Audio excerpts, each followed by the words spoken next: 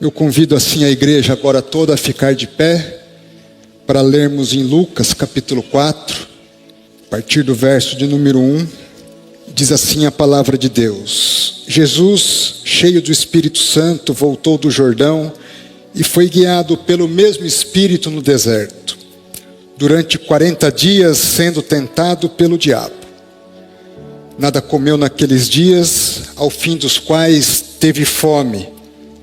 Disse-lhe então o diabo: se és o Filho de Deus, manda que esta pedra se transforme em pão. Mas Jesus lhe respondeu: está escrito, não só de pão viverá o homem. E elevando-o, mostrou-lhe num momento todos os reinos do mundo. Disse-lhe o diabo: dar-te-ei toda esta autoridade e a glória destes reinos, porque ela me foi entregue e a dou a quem eu quiser. Porque, portanto, se prostrado me adorares, toda será tua. Mas Jesus lhe respondeu: está escrito, ao Senhor teu Deus adorarás, e só a Ele darás culto. Então o levou a Jerusalém e o colocou sobre o pináculo do templo e disse: se és o Filho de Deus, atira-te daqui para baixo, porque está escrito, aos seus anjos ordenará a teu respeito que te guardem. E ainda, eles te sustentarão nas suas mãos, para não tropeçares em alguma pedra. Respondeu-lhe Jesus: dito está, não tentarás o Senhor teu Deus. Passadas que foram as tentações de toda sorte, apartou-se dele o diabo até o momento oportuno. Oremos a Deus e busquemos a sua direção nessa hora de meditação na sua palavra. Deus, na tua presença nos colocamos como igreja, como povo, como comunidade que se reúne para te ouvir, para te buscar e para te servir. Fala, Deus, agora aos nossos corações. Apesar das nossas imperfeições, a começar pelo pregador, que o Senhor possa falar-nos, orientar-nos, dar-nos discernimento, instrução e trazer-nos resposta, Pai, conforme a Tua palavra e o Teu querer. Assim nós oramos no nome do Senhor Jesus. Amém. Podeis vos assentar, meus irmãos, minhas irmãs. Adão e Eva, já na criação, também tiveram a tentação, também tiveram uma prova, também tiveram um grande teste de integridade e fracassaram. Jesus, Deus em verdade, os orientou para que usufruíssem de toda a criação, mas que um determinado fruto de uma determinada árvore não fosse por eles provada. No entanto, vem a serpente e de forma astuta, não só em relação a Eva, mas coloca no coração de Eva e de Adão o desejo e a vontade de experimentar da árvore do conhecimento, do fruto da árvore do conhecimento do bem e do mal. E a serpente diz basicamente que se Deus não queria que eles provassem do fruto, porque se eles o fizessem, eles se tornariam como Deus. Não foi simplesmente o desejo de experimentar um fruto proibido, mas ali estava a vaidade humana, de ter poder como Deus, de tornar-se como Deus, que no fundo, foi o pecado, ou foi o motivo da queda de Satanás no reino de Deus. Jesus é o segundo Adão. E antes de começar o seu ministério, logo após o seu batismo feito por João, ele é submetido também a um encontro com a serpente, a um encontro com Satanás. E Satanás propõe a Jesus 3 tentações, ou faz 3 propostas a Jesus. A realidade de Adão e Eva e a realidade pela qual passou Jesus não deixa de ser as nossas realidades. Nós somos testados, tentados, nós passamos por testes de integridade. Normalmente nós almejamos grandes coisas na vida, mas a palavra de Deus nos ensina que nós devemos começar pelas pequenas coisas. Logicamente que à medida em que nós crescemos no Evangelho, em conhecimento do Espírito, como o reverendo Arival nos trouxe na manhã, nesse estudo bíblico que acabamos de ter, provas outras vão surgindo, testes outros vão surgindo. A nossa vida como cristãos, ela envolve testes, envolve provas, ou, numa linguagem mais bíblica, envolve tentações. E vamos meditar à luz desse texto, nas tentações a que Jesus foi submetido, e como essas tentações têm conexão com as tentações ou os testes em relação aos quais nós somos também submetidos. O verso de número 1 diz que Jesus vai ao deserto cheio e pleno do Espírito Santo.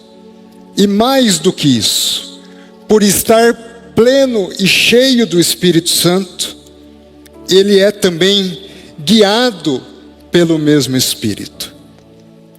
Ele não vai ao deserto abandonado por Deus, ao contrário, ele vai cheio da plenitude de Deus. Ele está pleno de Deus. E a primeira lição que eu queria deixar nesse aspecto introdutório é que para nós estarmos aptos a passar pelos testes, nós precisamos estar cheios do Espírito de Deus, plenos do Espírito de Deus. Nós precisamos ser guiados pelo Espírito de Deus, porque as provas a que Jesus foi submetido, elas envolveram 3 grandes ordens de provas e de testes, que em grande medida são as provas e os testes que nós também somos submetidos no nosso dia a dia.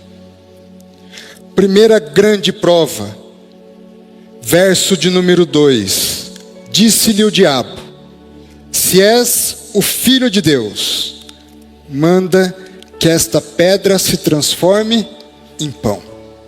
E é interessante que a frase colocada pelo diabo tem um condicional. Imaginem Jesus ali 40 dias conversando e tendo que dialogar com o diabo e dizendo: eu sou o Filho de Deus, eu sou o Messias, eu sou a promessa de Deus, a promessa da aliança, de transformar o mundo. E como Jesus tinha fome, o diabo diz: se és o Filho de Deus, sacia a tua fome. Transforma a pedra em pão. A proposta em si era legítima. A proposta, mais que legítima, era tentadora. Ao mesmo tempo, Jesus, demonstre para mim que você é o Filho de Deus de fato, e sacie a sua necessidade, a sua fome. As nossas vidas, meus irmãos e minhas irmãs, nós somos, por necessidade, obrigados a buscar o pão de cada dia. Nós temos que trabalhar. A palavra de Deus nos diz que nós não podemos ser preguiçosos. que nós devemos lutar pelo nosso sustento e ganhar assim o pão de cada dia a partir da graça e das bênçãos de Deus. Nada mais legítimo que isso, nada mais necessário que isso, nada mais legítimo do que você querer dar uma boa escola para os seus filhos, do que você querer morar numa boa casa, do que você querer ter um bom carro. Talvez em São Paulo, até um carro blindado em função da questão da segurança. Nada mais legítimo do que você aspirar, levar seu filho talvez na Disney, fazer uma viagem com a sua esposa para a Europa, pegar a família e passar uma temporada na praia, talvez até ter uma casa na praia. Tudo isso é legítimo. Jesus poderia transformar a pedra em pão? Poderia. No seu ministério, Jesus iria transformar água em vinho, iria multiplicar pães e peixes. Porque ele não poderia naquele momento transformar pedra em pão, se ele estava com tanta fome? Não poderia, porque ele estaria atendendo a uma provocação sutil de Satanás, que tinha por trás a vaidade: se és o Filho de Deus.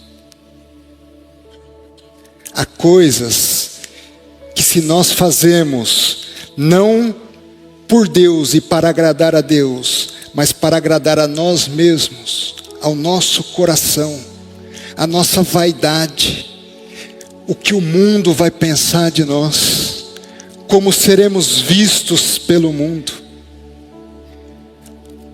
nós não estamos fazendo segundo o coração de Deus. Chegarão propostas a vocês para ganhar mais dinheiro de forma mais fácil em determinadas circunstâncias, para talvez não pagar os tributos que são devidos, para talvez buscar caminhos, atalhos que permitam a você subir na vida de forma mais rápida. Ou nós pensamos que o corrupto de hoje, ele nasceu com todo a sua volúpia já para ganhar dinheiro de forma desonesta? Ou não foi um dia também uma criança, e que dia a dia, passo a passo, teste a teste, foi rompendo pequenas linhas, foi fazendo e cometendo pequenas transgressões, que quando se desperta, já está envolvido em um enredo bastante complexo. Meu irmão e minha irmã, você tem direito de ter uma boa vida em termos financeiros. Você tem direito de ter uma boa comida na sua casa, ter um pão farto no seu dia a dia. Mas você não tem o direito de fazê-lo desagradando a Deus, agradando o seu próprio coração, a sua própria vaidade e agradando o inimigo de Deus. Porque através desse pão de hoje, você vai comer o pão que o diabo amassou. Não se submeta às propostas tentadoras no aspecto financeiro. Primeira tentação de Jesus envolve o ter para suprir as suas próprias necessidades. O ter, o possuir recursos financeiros para suprir aquilo que o seu coração deseja. E cuidado, porque o nosso coração pode desejar mais do que Deus quer nos dar. Segunda tentação envolve o poder político, o poder institucional. O diabo se apresenta a Jesus e agora o eleva mostrando-lhe todo o mundo, todos os reinos do mundo, e diz no verso de número 6: eu vou te dar toda esta autoridade e glória. Não só o poder, mas também a vaidade da glória.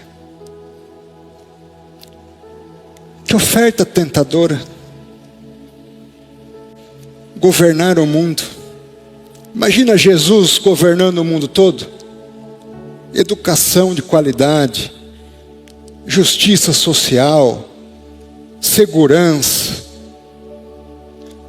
desenvolvimento, emprego, todo mundo com a sua casa. Oferta que poucos ou nenhum teria senão Jesus Cristo. E nós somos tentados a querer fazer o bem na nossa comunidade. Na igreja, a gente procura fazer o bem, suprindo lacunas do Estado, levando poços de artesianos, levando alimento através das cestas básicas, levando saúde em outros rincões. Meu irmão e minha irmã, nada mais legítimo do que isso. Nada mais legítimo do que você querer ser prefeito de São Paulo, ser governador de São Paulo, ser deputado, ser senador, ser presidente da República. Tudo isso é legítimo. Nada mais legítimo querer ser ministro do Supremo. Nada mais legítimo do que isso. Agora o diabo diz: eu vou te dar tudo isso, se prostrados vocês me adorarem. A quem nós adoramos para estar onde nós estamos? Meu irmão e minha irmã, o poder político e institucional é uma bênção de Deus, se guiado por Deus. Mas quando nossos corações se colocam não segundo os princípios e os valores de Deus, para agir pelo bem do povo, nós estamos nos curvando à tentação do diabo. Cuidado. Você que almeja entrar na carreira pública, talvez ser juiz, ser promotor, ser delegado, você que já é, você que deseja ser político para fazer o bem das pessoas, que Deus te abençoe. Mas cuidado com os pequenos testes, com as pequenas bananas, com as pequenas propostas sutis que podem aparecer e que podem fazê-lo rompê-lo. Pequenas linhas que quando você se depara, você já rompeu com o próprio Deus que te ama. Lembre-se, Jesus responde, em primeiro lugar, nem só de pão eu vivo. E em segundo lugar, eu só adoro a Deus. Só Ele é o ser a quem eu vou adorar e prestar culto. Há portas que precisam ser fechadas, porque não foram abertas por Deus. Meu conselho a você: não busque o poder, não busque os holofotes, busque a Deus, busque agradar a Deus, e tente discernir, cheio do Espírito, o que é proposta e propósito de Deus, e o que é propósito do seu coração, da sua vaidade, e do que o diabo colocou no seu coração. Porque não pense que vai aparecer um bicho vermelho, eu vou dar uma de pastor Arival, um bicho vermelho, feio, chifrudo, dizendo assim: faça isso, que você vai se dar bem. Não, a proposta vem com um sorriso, vem com favores, vem com um cenário, vem com olhares sutis que tentam te desviar do foco e da direção de Deus. Em terceiro lugar, meu irmão e minha irmã, a tentação envolve o poder espiritual. Verso de número 9. Jesus foi levado ao pináculo do templo e o diabo lhe diz: se és o filho de Deus, atira-te daqui abaixo, porque está escrito: aos teus anjos ordenará a teu respeito que te guardem, e eles te sustentarão pelas mãos, para que não tropece em pedra alguma. Diz a história que naquele tempo, no templo de Jerusalém, cerca de 20.000 pessoas circulavam ali durante o dia. Para que tenham uma ideia, a cidade de São Paulo, no início do século XIX, tinha em torno de 20.000 habitantes. Ali em 1800. Era muita gente para aquele tempo. Israel girava em torno do templo. Por isso que havia comércio, havia negócio, havia escola, havia culto, havia tudo no templo e ao redor do templo. Atira-te daqui abaixo, o povo todo vai reconhecer, quando os anjos vierem te recolher, que você é o Filho de Deus. Todos te adorarão, todos reconhecerão a sua autoridade, e que você tem poder não só sobre a terra, mas sobre os céus, sobre os anjos dos céus. Poder espiritual. E nós na igreja às vezes lidamos com os 3 poderes: poder financeiro, poder institucional e político, e o poder espiritual. E aí a gente começa a achar que é por nossa causa que está acontecendo, que a igreja está cheia, que as pessoas vieram aqui ver pastor Arival, pastor Hernandes, se decepcionaram, mas não tinha como voltar, porque já estava aqui, era o mesmo, ficaram até terminar o culto. Mas não, nós devemos estar aqui por causa de quem? Do reverendo Hernandes, do reverendo Arival, ou de qualquer dos outros pastores que compõem o colégio pastoral da igreja?